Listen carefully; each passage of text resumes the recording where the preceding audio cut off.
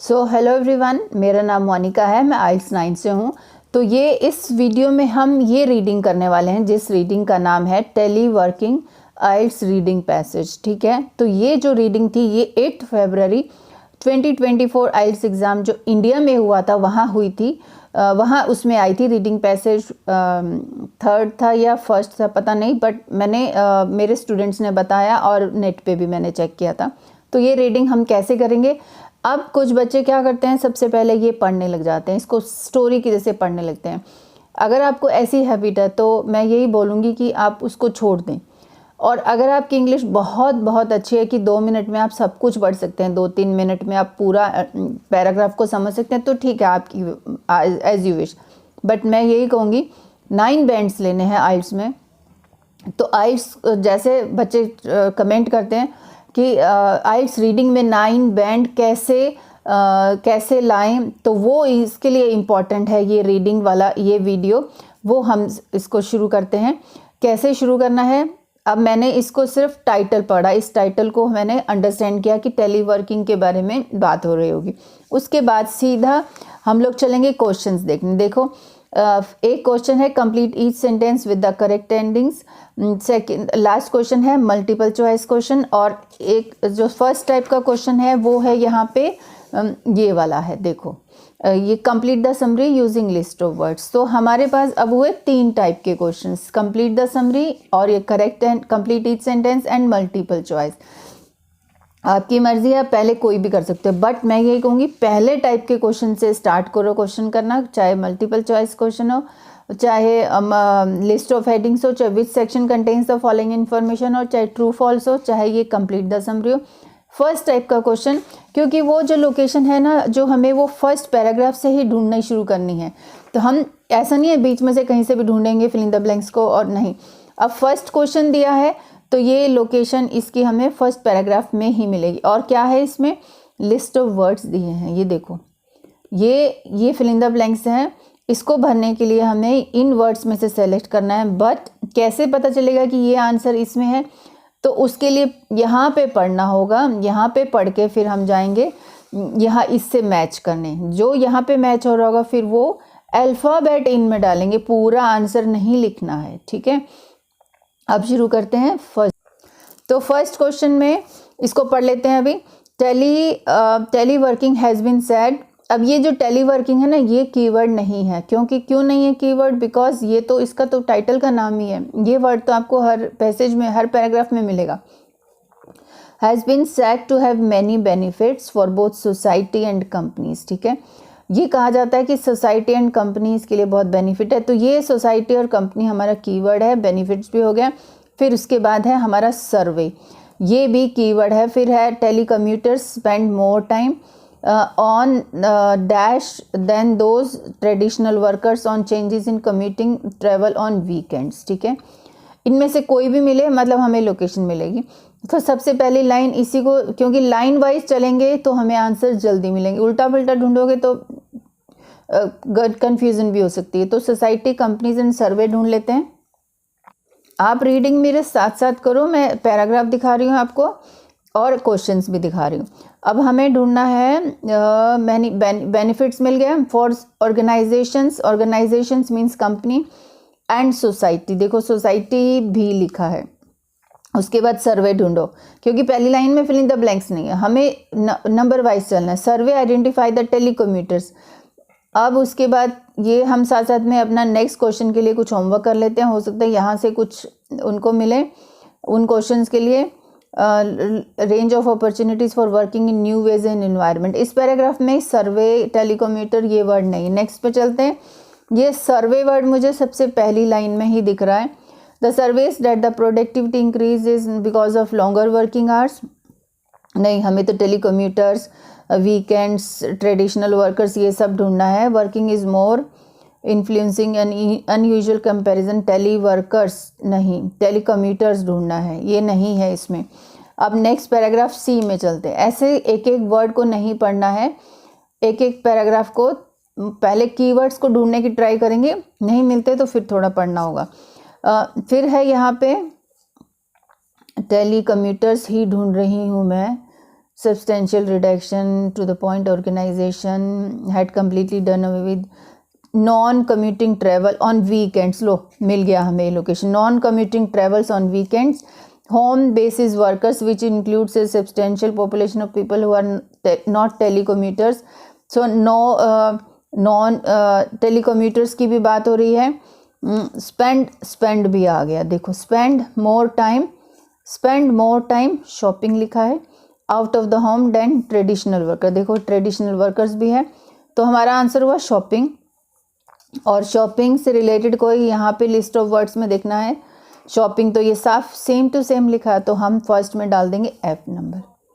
Second number चलते हैं, fill in the blanks. It is also beneficial. Now beneficial word to the environment as it reduces in the atmosphere. ये अभी English में मैंने किया था, इसलिए आपको लिखा हुआ दिख रहा होगा. इंग्लिश की वीडियो बनी थी, इसके बाद मैं अब हिंदी की बना रही हूँ, ठीक है. लेकिन आपको समझाना है कि क्या है. एनवायरनमेंट से रिलेटेड और बेनिफिशियल ढूंढो, फिर उसके बाद ढूंढेंगे कि क्या रिड्यूस करता है.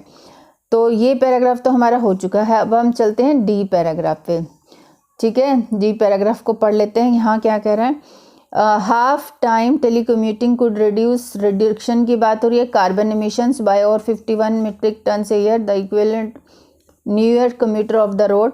Additional carbon footprint savings will come from reduce. So carbon footprints and carbon emissions same ही हुआ ना, इससे रिलेटेड.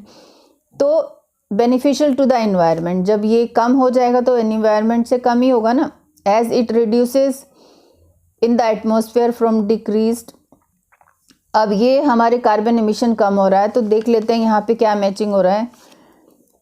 पॉल्यूशन ही होता है. अच्छा, it reduces pollution in the atmosphere, यही होना चाहिए. और भी पढ़ लेते हैं क्या क्या ऑप्शन दिए हैं. ये तो हम कर चुके हैं, इसको काटा मार देते हैं. ये नहीं, पॉल्यूशन ही मैच हो रहा है, तो हम यहाँ पे ए डाल देंगे, ठीक है. अब थर्ड चलते हैं. Decreased street repairs, city heating और इवन एज. देखो ब्लैंक से आगे और पीछे वाला वर्ड कई बार लोकेशन ढूंढने में हमें हेल्प करता है. As staff in office could send documents. देखो यहाँ पे दिया है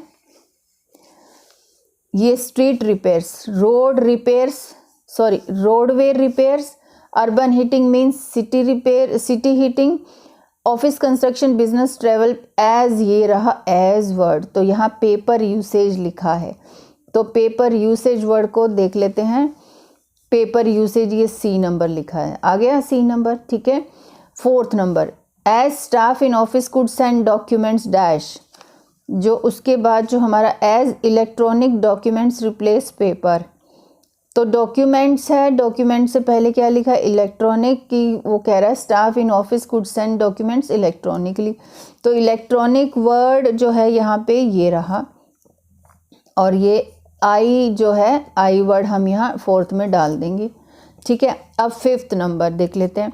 apart from that other materials such as vehicle related, highway related and materials will also be saved. देखो ये दो एक जैसे हैं, तो अब ढूंढ लेते हैं, इन दोनों वर्ड्स को ढूंढ लेते हैं. ये कीवर्ड्स हैं, तो ये हमने इसी पैराग्राफ में आगे ढूंढते हैं. अभी telecommuting use to work in conventional method, save energy.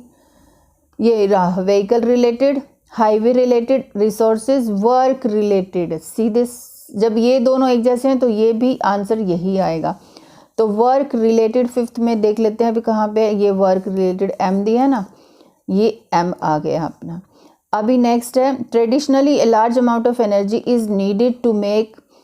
ये ईजी मतलब public transport and private cars. देखो अब नेक्स्ट पैराग्राफ में tremendous amount of energy is required.